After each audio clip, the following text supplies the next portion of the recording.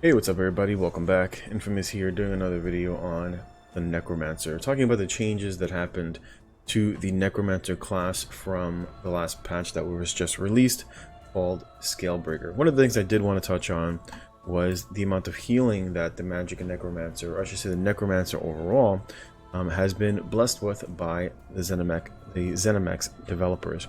So one of the abilities that I used to utilize on my Stamcrow was Mortal Coil. I talked about Mortal Coil because it was a fairly decent heal, but I primarily utilized it on my stamina build as a good source of stamina return, because it returned about 400.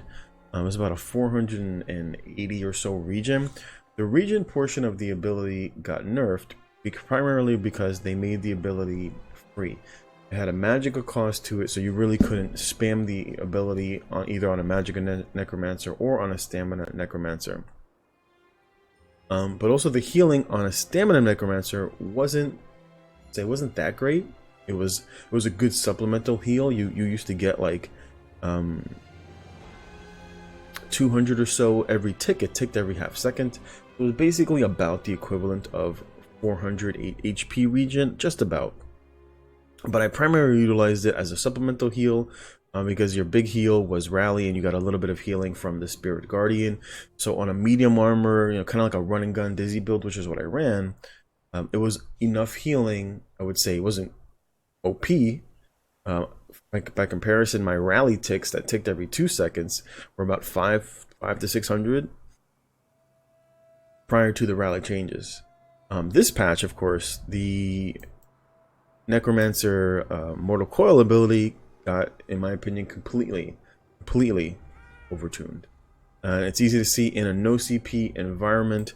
You can take a look at it here. This is my build. I haven't changed anything. This is the build located on the Battle of the Build website called the Pale Rider.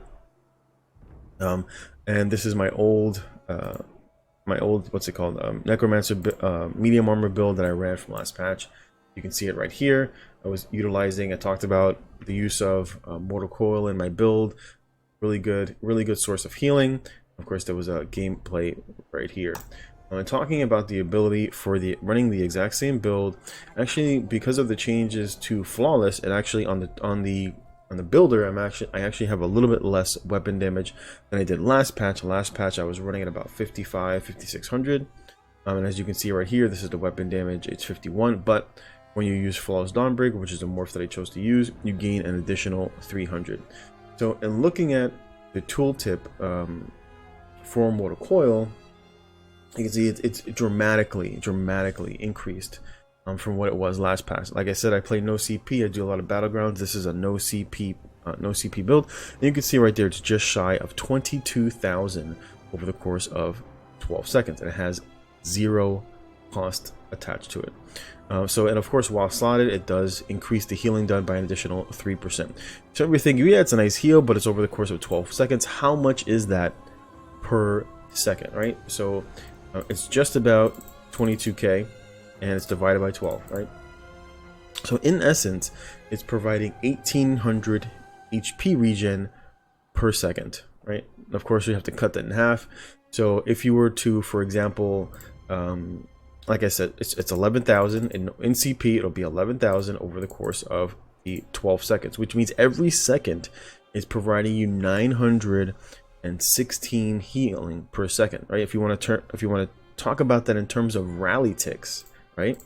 I don't think anybody last patch in no CP was getting 1800 rally crits, 1800 rally ticks. I don't even think that was happening. And you can I think this makes it a little bit easier when you were to compare the old healing ticks of rally compared to the new Mortal Coil ticks, and this is free, right? This ability, the old rally had a cost to it, right? Even if you just to start the ability has a stamina cost to it, as you can see right there, of 2760. It no longer has a hot attached to it, but as you can see that the ticks from rally, right? So if you were to wait every 12 seconds, right? If you were to compare Mortal Coil that has no cost in comparison to the amount of healing that you get, let's say from rally, right? Rally has a tooltip of 4861.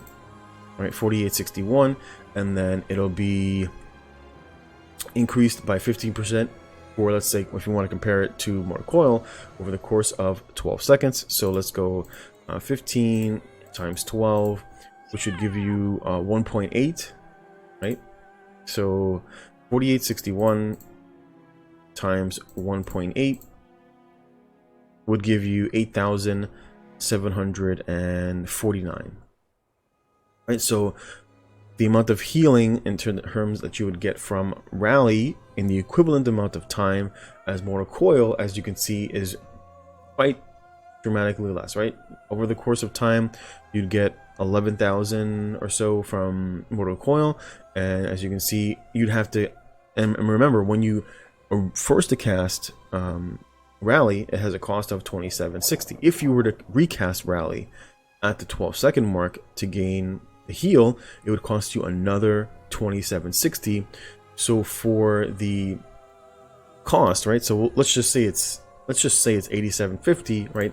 So you have to take the stamina cost into the ability. So how much stamina do you have to use to receive? Like, how many points of HP are you getting per point of stamina used, basically, right? So it's 2760 times 2, right? It's 5520. What did I say? What the heal was? 8750 divided by, shoot, I just forgot. 50.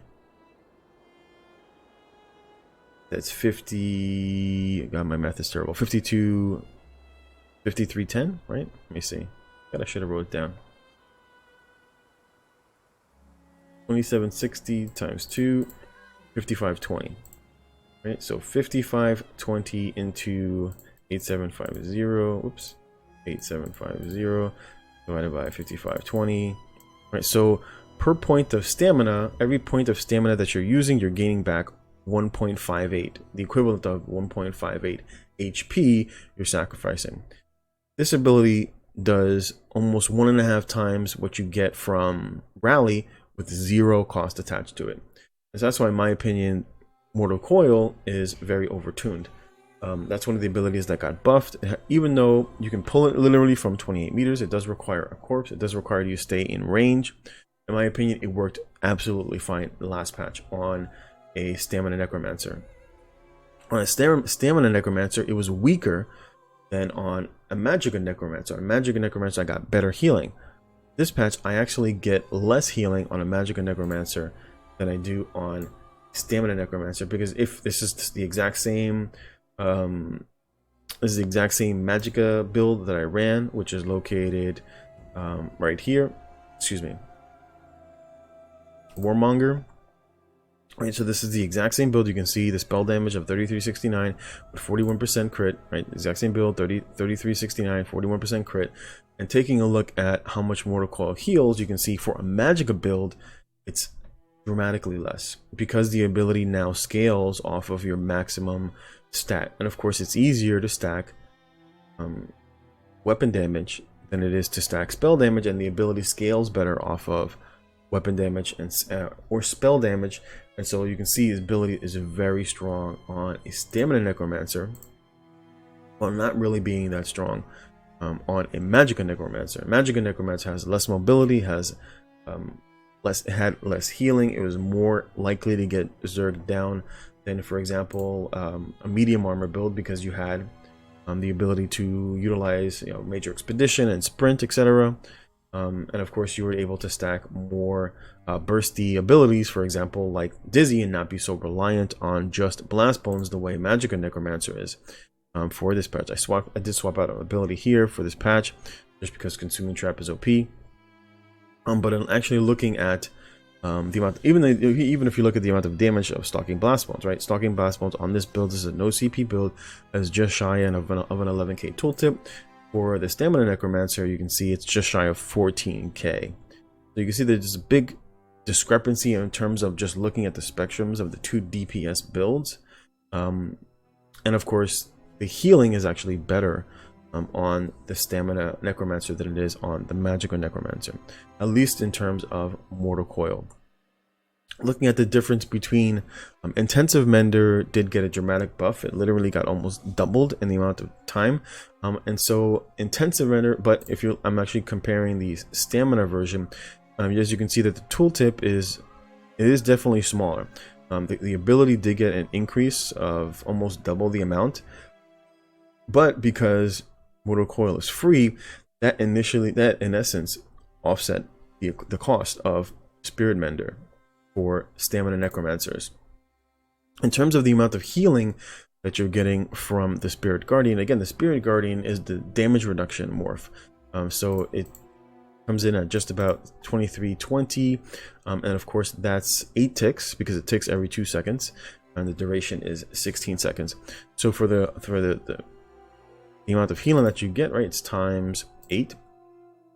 So in essence, this ability gives you back 18,560 magicka, which is cut in half. Again, this ability that has a magicka cost to it, over the course of the same amount of time, right, you just divide this by 2 to see what it would be in Cyrodiil. You can see it's 9280 over 16 seconds, and Rally over 27 seconds. So they're roughly about the same cost in terms of heal per second in terms of cost.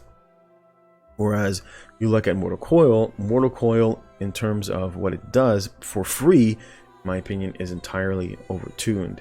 I think it was fine before when it had a cost, because it was really strong, but it had a cost to it. It had a very expensive cost for a stamina build.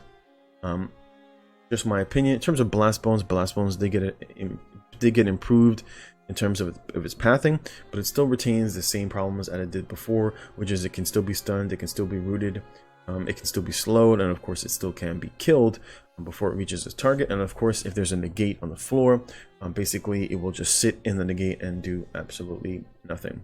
I would say Stamina Necromancer, especially in light of the patch, especially in light of the fact that it has Hexproof. Hexproof, I was able to spam on a fair amount last patch.